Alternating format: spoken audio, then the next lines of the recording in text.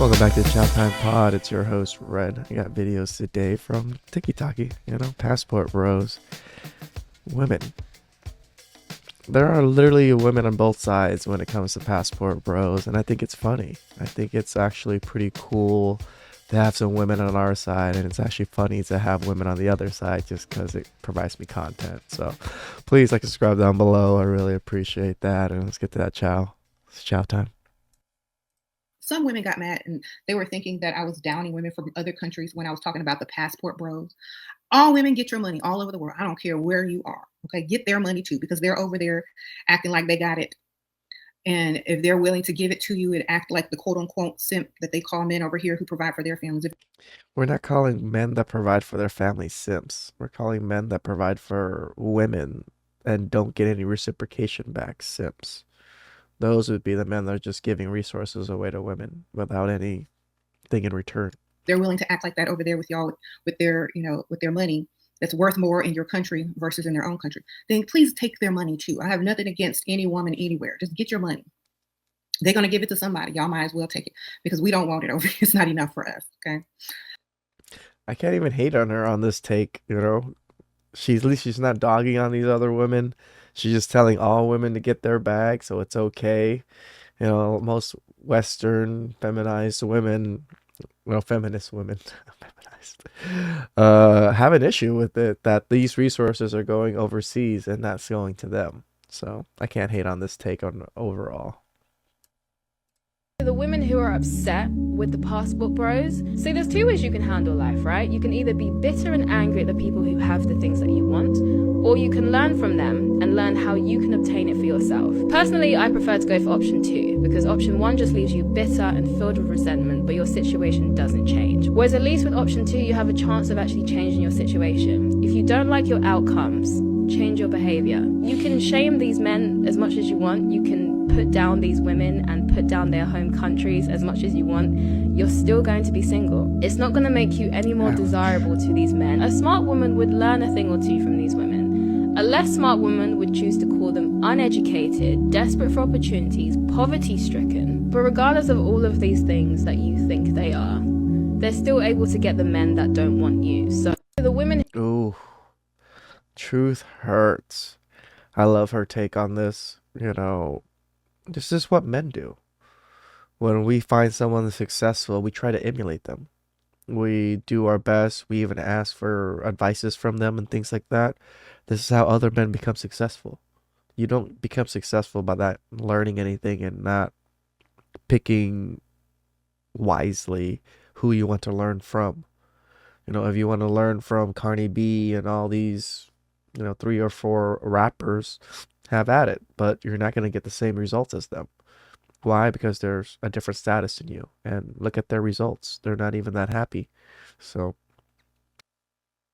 let's talk about this. Eastern and Western relationship culture and dating etiquette, because I am so tired of the passport bros saying that they want Eastern women, yet they have no idea what that means. I spent my younger years growing up 60% in the States and around 40% in Taiwan, sometimes in Hong Kong. So I've made a lot of international friends. And my family is pretty progressive, but traditional at its roots. The biggest differences I see in relationships, and there are 2 big ones, is that 1, Western dating often revolves around a 50-50 dynamic, while see, I hate when women use this. Like, it doesn't revolve around that. It revolves around this because women have chose it to be this way.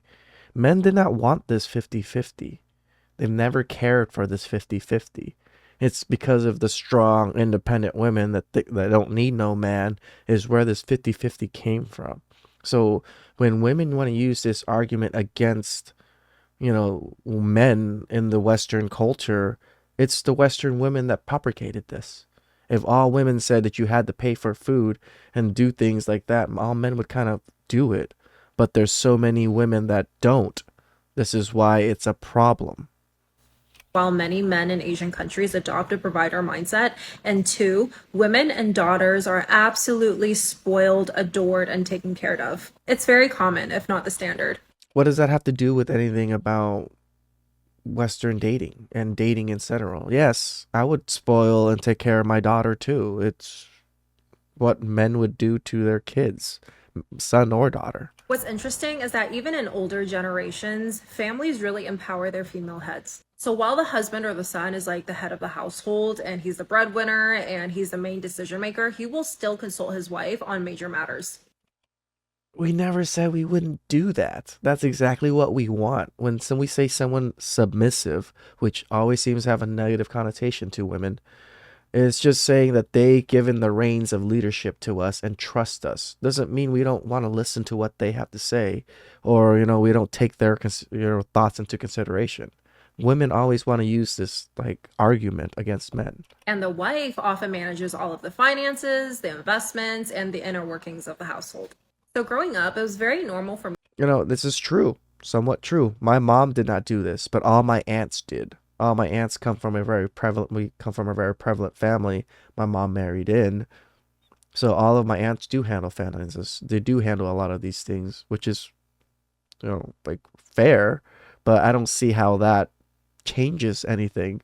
Just because you handle the finances, handle the household, doesn't mean that, men aren't the leaders. This is the problem.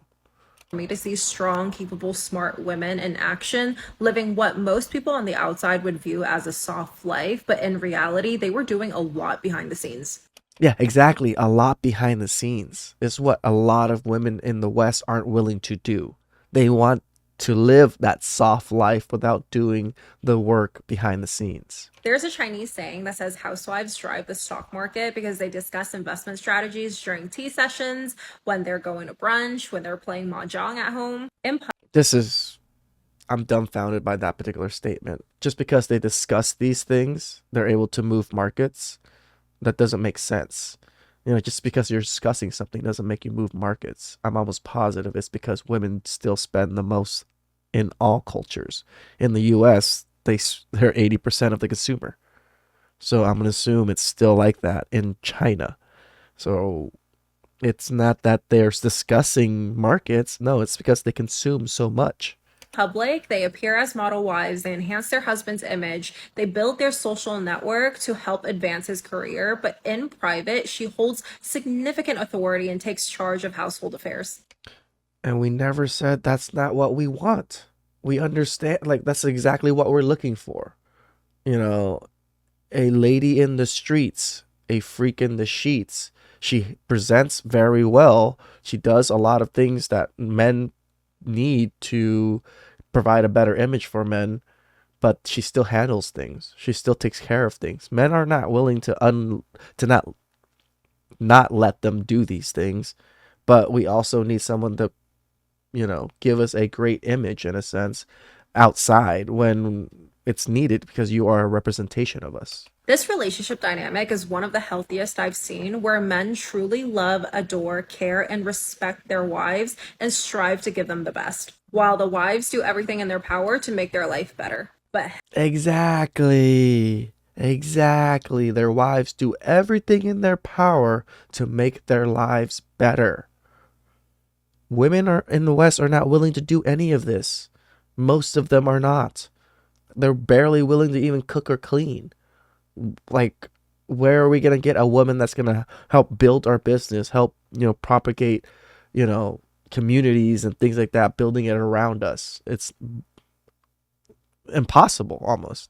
hell hath no fury like an angry Asian woman. She is far from being docile. I absolutely have no hate towards passport wifeys who want a better life for themselves. Like, girl, go get that bag. But this is just for the passport bros to know that cultural norms persist. You're not seeking foreign women because you can't tolerate westernized women. You're pursuing them because westernized women don't want you. You want to be treated like a king, like the prize, by giving bare minimum effort, which you won't find in a woman. You're an idiot. I just have to say it. You're a fucking idiot. This is what you literally explained is why we want Eastern women, because none of these qualities that you just spoke of are in Western women. This is why we're going away. This is why men want Eastern women. It's not because we can't get women. I don't get why the shaming tactic came out like now after you've gone through all that, which is sad. Who has standards. The women you meet abroad who are so accommodating, so nurturing, who goes above and beyond for you, do so with specific goals in mind. Asian women are very resilient and patient. They can smile at you sweetly and take care of you while still cursing at you in their mother tongue, wishing for your early departure from this world. So believe what brings Dude, projection much? You really think low of these women, like in a sense that they just want resources. They don't care about men. you happiness and continue on your chosen path. Let's talk She's so projecting herself and her image onto these Asian women, but when these Asian women have such a nice image already, it's funny that she wants to say all these things and say, "Oh, but Western women are like this," or maybe that's whatever arguments she's trying to make out of this. It doesn't make sense to me. Whew, how's that chow? That Asian woman started off with talking about dating etiquettes and culture, but like didn't even really talk about it. She just used those words, but ended up talking about just how Asian women are and how superior they are to other women in a sense. And like she like compared Western and Asian women almost, but didn't, and try to like make it so that Western women are just as good as Asian women or some kind of argument. It was tripping me out.